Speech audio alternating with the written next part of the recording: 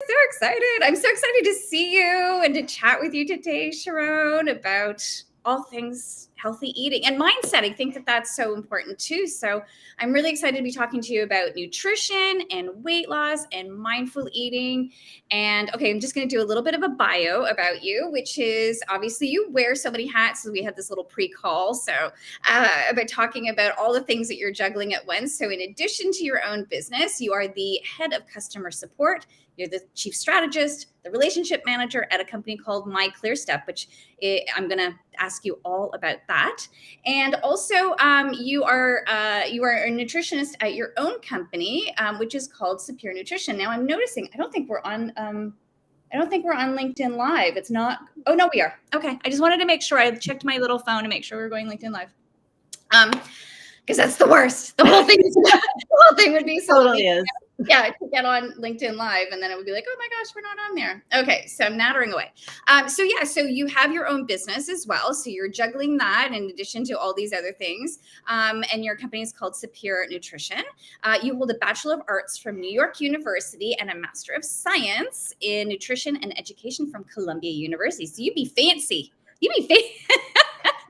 So I'm really fancier than it is. I'm so excited. As you know, New York is one of my favorite places to visit, to be. I just love New York. And I'm in love with all things New York. And you don't have one of those New York accents that I'm so familiar with. So were you born and raised there? I can't remember. No, I was actually born in Israel, moved to Massachusetts when I was 2, and then I was raised in Boston. And I don't have a Boston accent either. I mean, I can do it. We can say "Pak the Khan Harvard." So I can do it. But maybe it comes from, having immigrant parents who did not have a Boston accent, or probably my town. I don't think had as a strong of an accent either. Okay. Yeah, that's so interesting. So born in Israel, and yet, so your parents probably have an Israeli accent as well. Do they? Yes. Yes, a heavy one. Yes. Yeah. So, and yeah, that's interesting. Yeah, because that's the first thing that I because as I said, I love New York, and all those boroughs have different accents as well. I mean, they're sort of nuanced. Anyhow, so I mean, we've had this conversation before. I just wanted to talk to you so that other people get to know you. Why did you just decide to get involved and interested in nutrition, and why, how did you get involved in all of this stuff?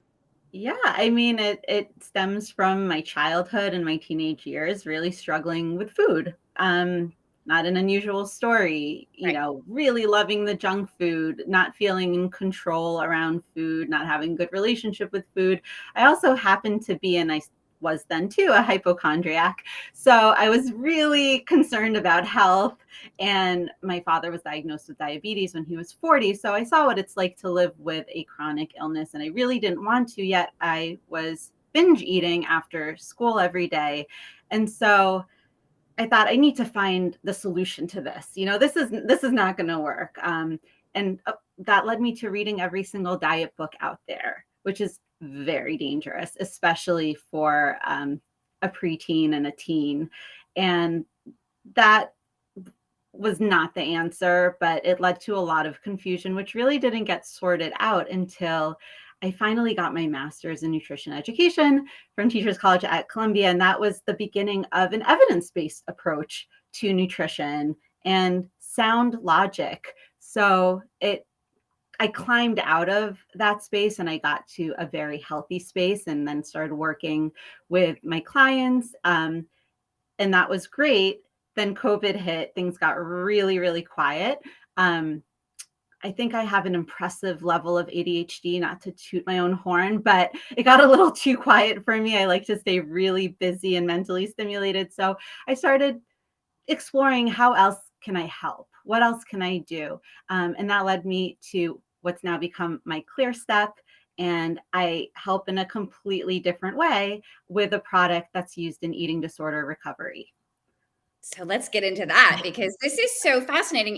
I did some research in it. So it's a scale that doesn't show your weight. Is that right? Yeah. So one of the biggest challenges for some eating disorder clinicians is monitoring their clients during their recovery process. The number is very triggering for some clients. And so how do they get the number without having the client see it? There are really like two ways. It's one way is send the client to their doctor. The doctor will do a blind weight, meaning they'll get the weight without the client seeing it. So they'll step on backwards, or which since COVID has been more popular, since nobody's really running to the doctor unless they have to be, having a family member get the weight. But that can introduce sometimes not the best dynamic. So clinicians were really kind of wondering, like, what do I do? You know, the client's not coming in to see me because they're now working virtually. So the scale is basically it almost looks like a Roomba. It's pretty. Okay. It's a pretty little disc. It doesn't have any sort of display or feedback. The client has their ClearStep app open. They step on the scale. They get a confirmation that their weight has been captured, and their clinician receives the weight instantly, securely, and remotely. And it's just makes the whole process so much more less anxiety provoking. And we're actually coming out with a blood pressure cuff too now. So that will be another exciting feature to have. Oh yeah, especially for an aging population. I know that's a big thing for, my mom, some of her friends is like weight, or is not necessarily weight management, but definitely the blood pressure. That is, so that's really really interesting. And so obviously more than just simply, it's never, it's so complicated, right? It's a new, people think about it in the new year, is that food is on their minds a lot. I mean, it's a tough thing. We have to eat to survive, and yet not everybody has a great relationship with food. So so that's sort of where that's your sweet spot of sort of helping people develop healthy relationships with food. That's right? Yes. So in my private practice, that's really a big focal point that I work on with my clients, is developing that healthy relationship and getting rid of that awful negative internal voice that I definitely was guilty of having. Oh, I can't believe you ate that. Why did you eat so much? Well, just that awful negative voice, getting that voice to go away, and reframing so much of how we look at food. It's a process, and it's a long process, and my clients email with me every single day. So that way it's a long relationship, and we kind of chip at things.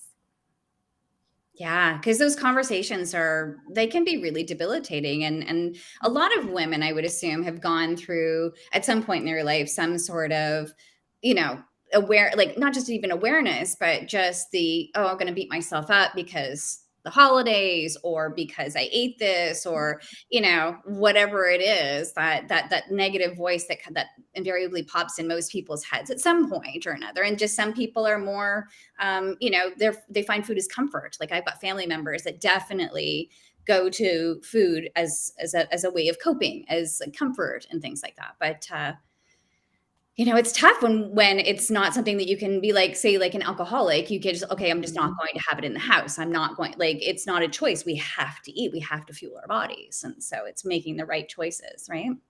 Yeah, and being kind to ourselves. We don't always have to eat nutrient dense, perfect food.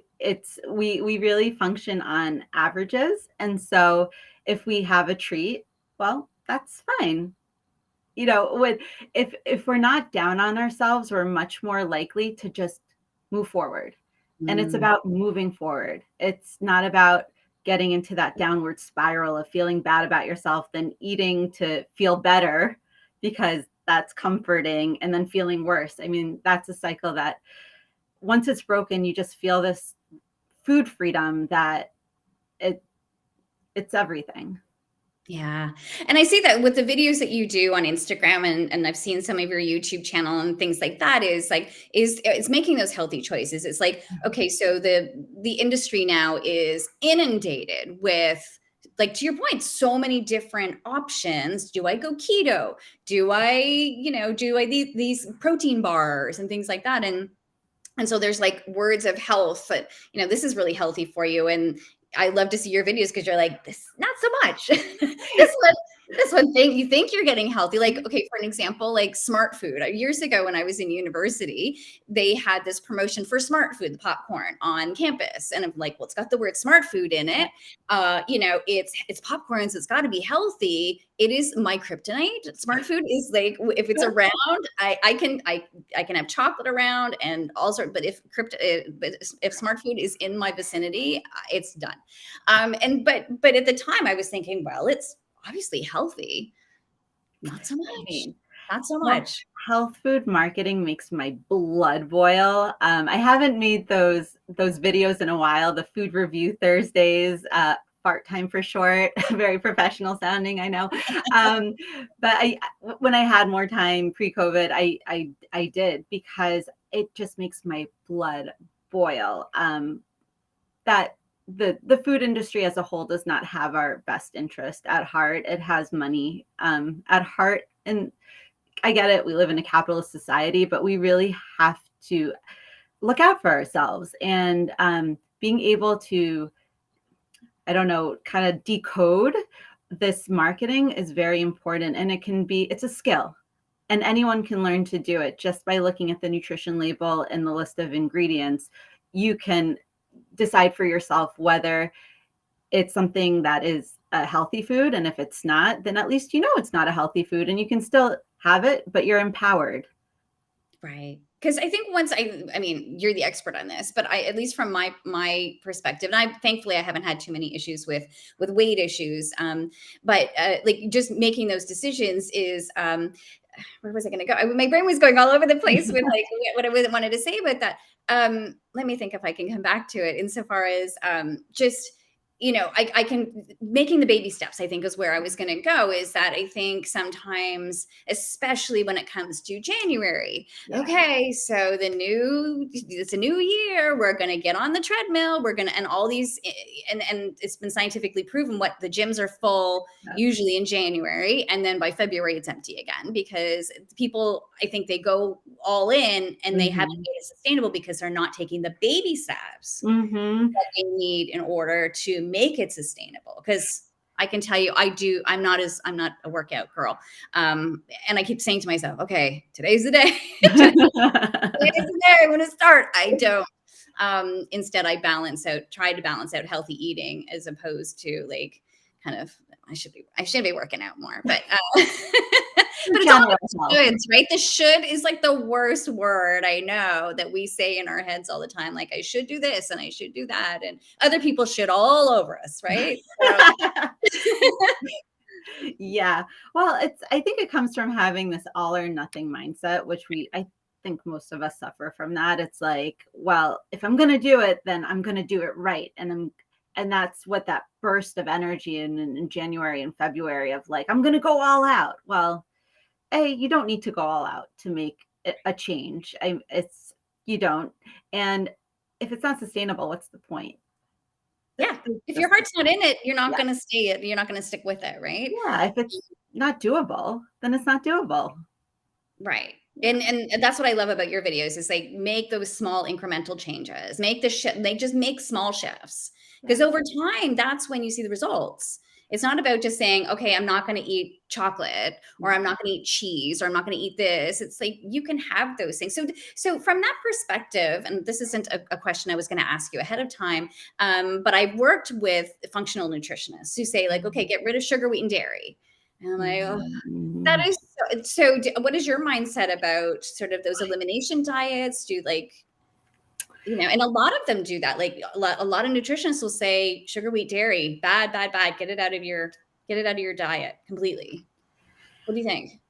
I think it should be reserved for someone who's struggling with a serious medical condition where that might be the only option for them.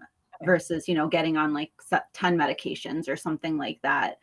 In my mid-20s, I had horrific joint pain and could not get an answer as to what it was. It was almost like rheumatoid arthritis, but I didn't have the protein markers for it. So it's like, what is going on? And so, of course, I read all those functional medicine books and they said, get rid of everything that I like. And I tried it and I was absolutely miserable and I just couldn't keep up with it. And at some point I said, you know what, I'll be in pain for the rest of my life if I can just eat this cookie, because I cannot do it. And so, and the same thing with like keto for a segment of the population, it might be medically necessary, and very, very small segment of the population, by the way, but that it should be used as a last resort. In general, when we restrict, especially to that degree, our brain goes into overdrive. We become preoccupied with what we're restricting, and it very often backfires. And so just to be very careful about going down that road. You know, maybe there's scientific evidence that it can be beneficial, but the one thing I learned about the field of nutrition is that basically anyone can prove anything with these scientific studies. So I take them with a grain of salt, and I really rely on more experience, intuition, my own logic. And, if something seems too extreme, it's probably not going to work out very well. Yeah, because I was just, as you were talking about that, I was thinking about how many, to your point, how many conflicting things. Yeah. It's like, okay, sugar, wheat, and dairy are bad. Okay, so get rid of sugar, wheat, and dairy, but also nuts, but also beans, but also potatoes, but also rice, but also, then you're like, okay, what can I'm not going to just eat meat and vegetable, or don't eat meat. Right. Eat pesticides in the vegetables and only eat green. It's like, oh my gosh, what am I allowed to eat anymore? And like most of us, and we know that this year is going to be, the inflation is going through the roof. Who can afford to eat organic? Who can afford to so it's like, where does it go, Sharone, from here? Where I can't eat apples because of the pesticides. I can't eat this. It's like, well, what can I eat? And yeah, so then you're just sort of like, I just give up. Exactly. then you give up and you're like, well, I'll just eat Oreos, because what's the point? And that happens. Life is too short. Yeah, life's too short. I don't know. Everything's gonna kill me. The apple's gonna kill me. This is gonna. I mean, so let's just enjoy my life and eat the processed junk food, because we're safe for that. When really that's like, I know. And it's just, I mean, there's just so much information. And I guess that's where things started for you, was you did all this research, you got, and everything's conflicting with each other. So it's really just about being, to your point, being mindful, make it. And I always say, like, I was a cereal nut, love cereal, because cereal, and that's an interesting thing. So cereal is both crunchy and sweet. I love crunchy and sweet. And so I was eating it breakfast, lunch, and dinner. Couldn't figure out why I couldn't take any of the weight off, right? I had no idea, right? Of like when I had put on 10 pounds. Okay, so why am I not losing weight? It's just cereal, right? Which is like, I got to the point where I was eating, like I'd get the plain puffs even. Like I would just eat I was like, okay, I need to stop, right? So I recognize that, some of us, and I don't even really have like a real addictive personality. So, but I knew my brain was sort of spinning and into like, oh, I need it. And then eventually got out of it. But I would assume a lot of people have those same thoughts, right? Of like, just kind of going down a rabbit hole of like, okay, well, I'm just going to eat what I want to eat. But then, I can't lose the weight, and so for me, it's eating more. I mean, it's just for me. I just find that eating more protein has been really helpful for me. You got me so excited. Yeah, because and this is something else that I was interested to learn, and I guess there's varying things about this. Was just like that breakfast, the idea of breakfast. Some people will say, well, it breaks the fast, and other people will say, actually, breakfast, the concept of breakfast was created by the Kellogg's because they came up with cereal. And they wanted you. And so, of course, you eat carbs first thing, like with cereal, carbs first thing in the morning. I was starving all day, right? Like I was starving. So then I'm constantly shoveling food in my mouth because of those carbs. Anyway, I will let you talk because that's your expertise. Well, I am so happy you brought that up, because my approach with all my clients is the crowding out approach. It's not the, you can't eat this, you can't eat this, you can't. It's eat your protein. Make sure you have enough fiber, because first of all, when you focus on what you can eat, then you're coming from an abundance mindset. Yes. And that is great for you. I mean, for your nervous system, for everything. It's like you are coming from an abundance. So what more can I eat that's going to help serve me? So protein and fiber, I just drill that every meal, every snack, when you're hungry, you think, what's my protein? That should be the first thought. Make it the star. What's my protein? And then build out from there. Is there some good quality fat in there? Is there a complex carbohydrate, meaning it has fiber, it's not super processed? That's the food that's going to keep you full and satiated. It's going to keep your blood sugar as steady as it can be. And then when you're eating that way, you're not as hungry. And so it's not constantly like you're not fighting those urges to snack as much. It's not that you're not going to ever want a snack. I mean, I still look at our snack drawer sometimes and I'm just like, those chips look good.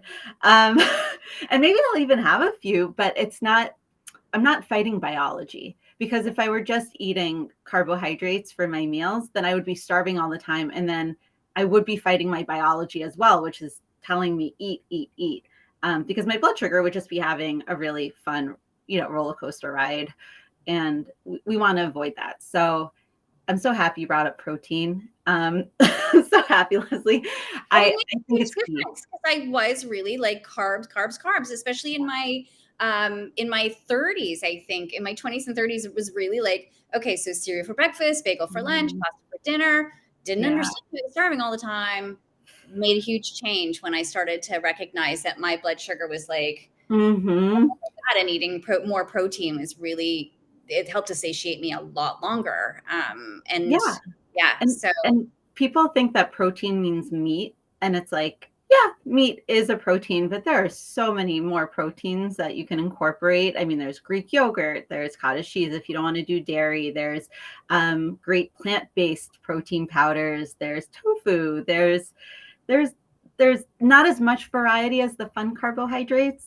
We get it. Protein is not as sexy. We don't crave it, but we're adults now. And so sometimes we have to add foods that we don't love as much, but they really help us feel better. So protein is that food. I love where you're thinking about the mindset is so important, and hence why you do what you do, and just reframing the thought instead of the away from, the towards, which I think our brains, and you have your master's in this, but I think our brains are hardwired to look to the negative, right? I mean, that's what's kept us as humans survive for so long. Is okay. So our brains are hardwired to look to the negative.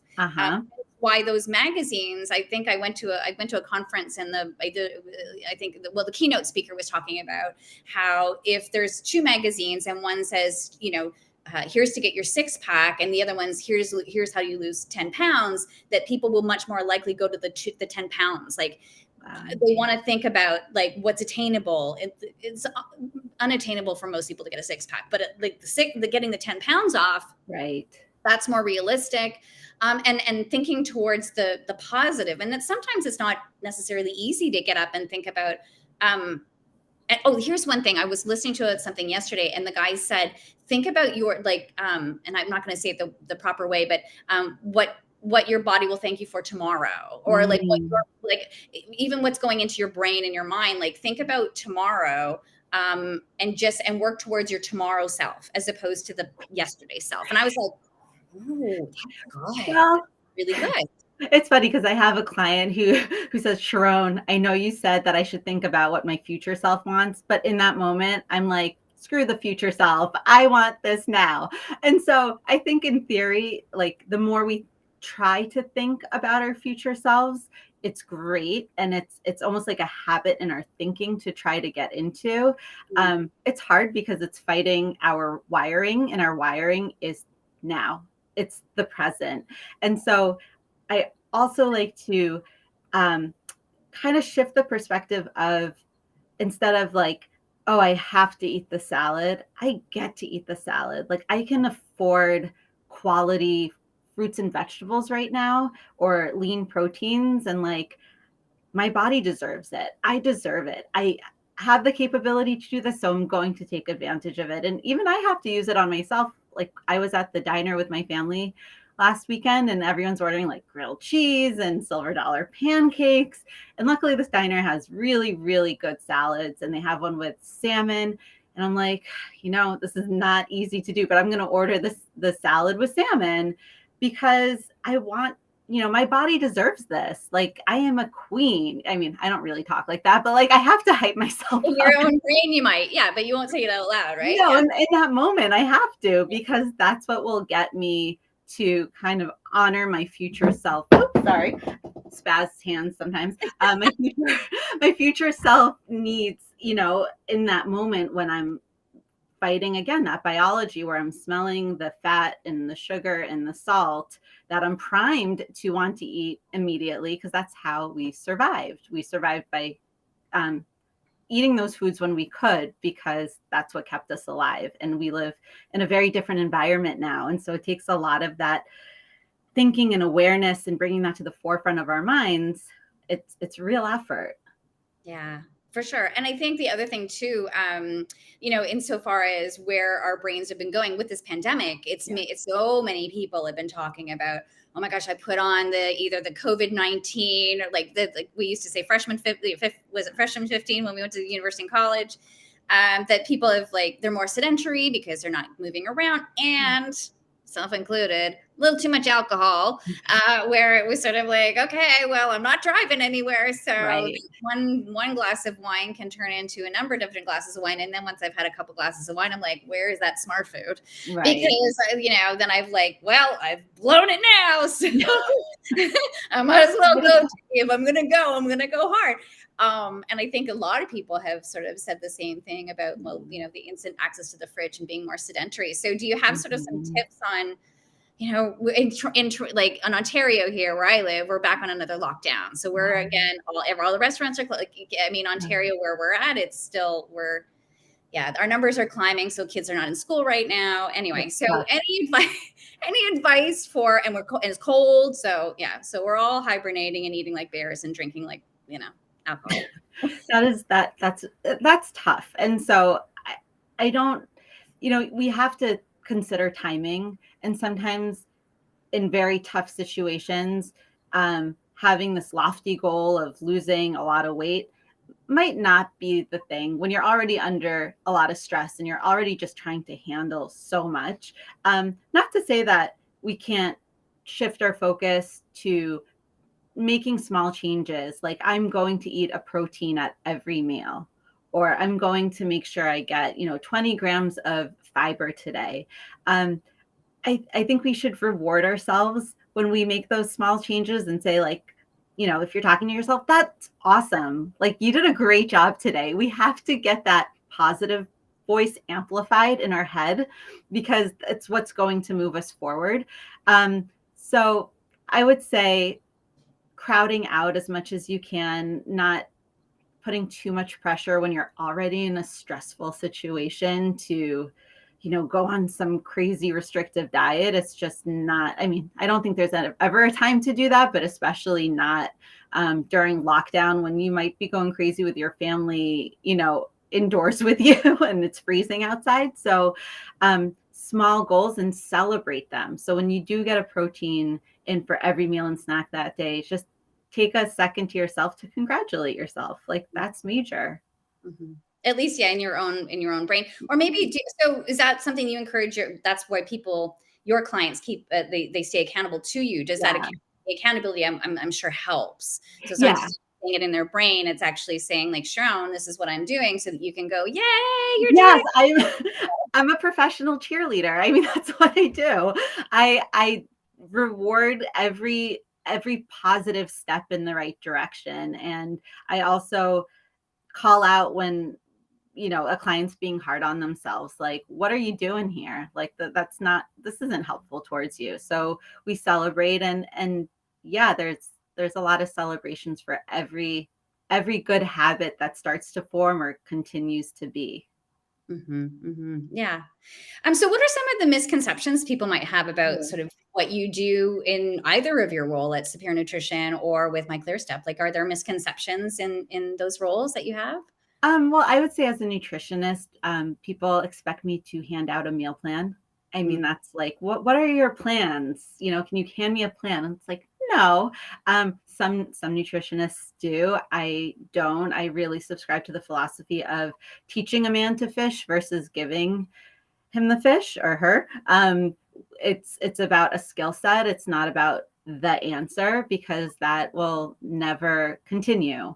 Confidence happens from actually getting those skills and putting them into effect, and failing and getting up. Resilience is, I think, one of the most crucial skills for long-term health and weight control is being resilient. We're human. We're never going to just always get it right. Like, we're going to regress. We're going to have days and weeks that are tough and we don't eat the way we hope we would. And that's okay. We are resilient, and we can get back into a healthier routine, and it's okay. So, yeah, I don't even remember what I was answering, but What the misconception that people think, the misconception, okay, so she's just going to put me on a diet plan and I'm going to follow it. And so, I think, it sounds to me like that's sort of, that for me, that I don't like following someone else's idea of what I should be eating. It just seems so restrictive. I mean, that's what you're away from. Completely.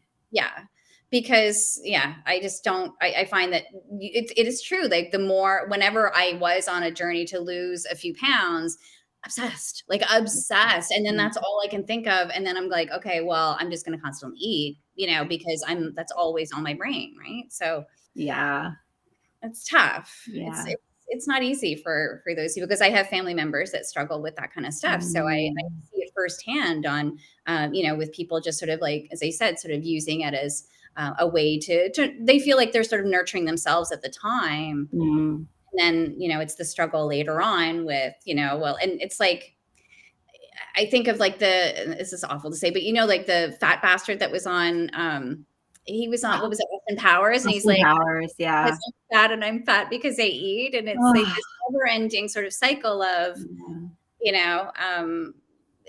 of sort of like like the talk that we have with ourselves, the self-harm that we can do based on that. And I know it's not easy for a lot of people, and it's an ongoing struggle for a lot of people. I mean, I think even people who have healthy weights still struggle with it, and people. Yeah, completely. And I love that there's a body positivity movement on social media. Like, that's such an important step for society, for us to stop bashing ourselves and being so ashamed, and for the way that bodies are represented. I mean, that's all slowly shifting, and I think that it will be very helpful to everyone's psyche as time goes on. I couldn't agree more. And to see that they're using real life models now, like the Dove campaign right off the bat, insofar as, accepting all of our, who we are. And then there's like these celebrities. I mean, I even see, Adele recently was talking about, I mean, most of us sort of, when we picture her in our minds, it's the sort of when she was a bit bigger and now she's lost weight, and she's like, I don't like, she's like, I can't remember how she said it, but just I was a little surprised to see her, and like happily surprised to see her sort of talk about like, why do people talk about that? Like, it's not that shouldn't be the focus, and the importance is my weight. Right. So it is great to see some of the, regular sized, or because I think even in America, isn't the regular, like the average size now is like a 12, 14, I think is the average size. And so we're not all size 2s, right. Out there. And so I know there's like this Hollywood expectation that we're all going to look like Jen Aniston. I mean, I would love to look like that too, but I don't want to work that hard. I really don't want to work hard. She works hard. And that's her job, right? Yes. But she can afford to, like, she has to do that in order for the roles that she's playing, to focus on those kind of things. And most of us have other things on the go. So, I mean, that's true for so many influencers out there too on social media. We all follow these people that we think look perfect, regardless of what their shape and size is. But we forget that their job is to look a certain way. And so it's different when your livelihood depends on it than when you're a normal person juggling kids, a career, the house. Like, we have a bit of a disconnect. So I always tell people too, like, if you're a mom with 3 kids in your 40s, please don't follow a 20-year-old who complains about, her dog is too much work. Like, it's just going to set you up for some self-defeating. Say that all of those celebrities even have a healthy relationship with weight and with food either, right? Yeah, So yeah, some yeah. of them are so, and then it's sort of like even the reverse thing where I had a girlfriend growing up who was underweight. And so the shame that people would give her for being like so tiny, like she was tall and thin. And so people would always be like, have a sandwich, shut up, have a sandwich or whatever. And it's the same thing for people who are slight, or tiny, that they, it's like people will comment on that too, as if that's okay. Right. So you can't win on any of the end of the spectrum, I think. No, that's the conclusion is yeah. So one of the reasons why I wanted to talk to you was because I just have found one of the reasons why I started this podcast was really because I found that so many people really feel this imposter syndrome of I'm not good enough. I can't put myself out there. I don't want to brag about myself. The negative self-talk that most people really have, which is normal and all those other things.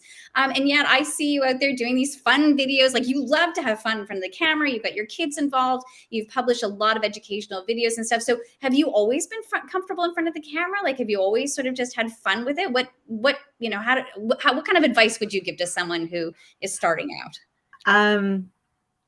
Be yourself, because when you are authentically you attract your people, and that's really important. And as a recovering people pleaser, I've learned that not everyone's gonna like me.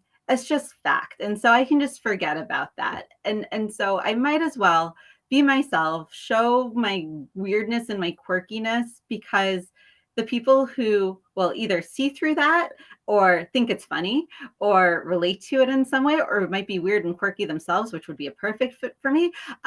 They will gravitate towards me, and I will naturally kind of filter out the people who would not be a good fit, and either to follow my content or to interact. So I've been really happy with I really haven't had negative interactions on social media. I mean, one thing, it's not like I have like a humongous multi-$100,000 account. I have a relatively small following, but I just met the nicest, best people. And I think it's because I'm just me. I'm not trying to be someone else. And so that's really my advice, is to be you however you are. There will be people who appreciate you, and don't worry too much. I don't know if you saw me do like a sigh, because I can relate to this so much. Doing what I do, public speaking, all that kind of stuff is the same thing. The first time I had to speak in front of 10 people, I remember being like freaking out and thinking, oh, what are they thinking of me? And as soon as I realized that the more I am myself, and people are going to criticize that too. And I have. I mean, I've received feedback. Oh, Leslie, you seem a little too manic. You seem a little too animated. Oh, yes. And it's okay. I just have to remember that I'm just not for them, right? That whatever is going on in their head isn't necessarily about me. I show up like you. I show up. I want to be of service. I want to help people. And if I'm not the right messenger for that message, that's okay. It's tough because I'm a people pleaser too. So of course I want to like me. It's okay, because that's not, if I show up, it's not about me, it's about them. It's about what's going on in their head, right? Absolutely. And I mean, I get very nervous to even doing this type of thing. I get nervous. It's different for me than creating a video where I'm in full control. This is live. What if I don't articulate the way I'm trying to, or I come across the way that I don't want to? But if you have a message to get out, then do it. It's okay to be uncomfortable. It's okay to put yourself in uncomfortable situations. It's how we grow. Growth is never a pleasant experience, but in this way, you're doing something positive while being uncomfortable, and so it's okay. And it's the same thing about the healthy eating. It's right. It's the same mindset. It's like being okay with being imperfect. It's like, first of all, I've come to the realize in the past few years, and I think it's an age thing, that being perfect is really quite boring. I agree. Right? Like being perfect. I mean, to hold that, to what, when I was a kid growing up and like, keeping up with the Joneses or whatever, it was like, oh, like, why do we do these things to ourselves? And the older I get, the less I care. I mean, I still care, but the less I care, because Yeah. I really do want to be my authentic self. I'm really leaning into that. And the same thing, so I think both of us, like, our mindsets are like, it is getting comfortable with being uncomfortable. It's a constant evolution, because once we stop being uncomfortable, like, maybe Mhm. that's when we're done. Like, that's Yeah.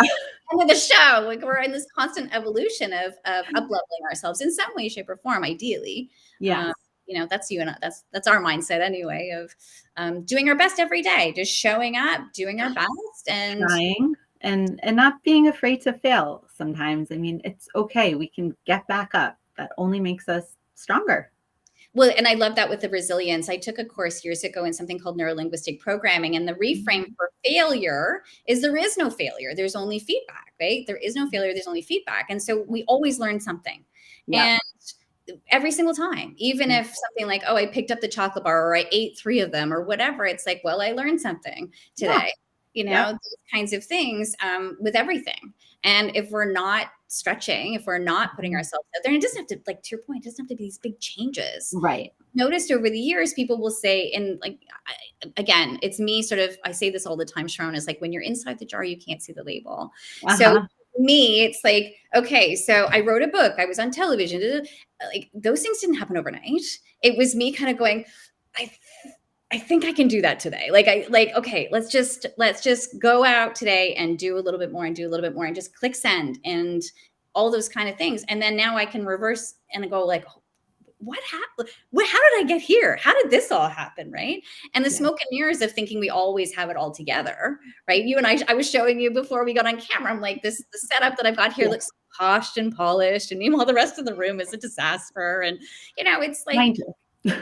let's just be kind to ourselves. And I think that's, that mindset is not always easy, and we get up every day and start with a new mindset and a new thing. So does writing things down from the nutrition standpoint, does that help keep us accountable? Does it help us look in gratitude? Does that help a lot, writing it Yeah, down? I think it's very insightful because we can also write thoughts and feelings. We don't just have to write what we're eating, which I like recording.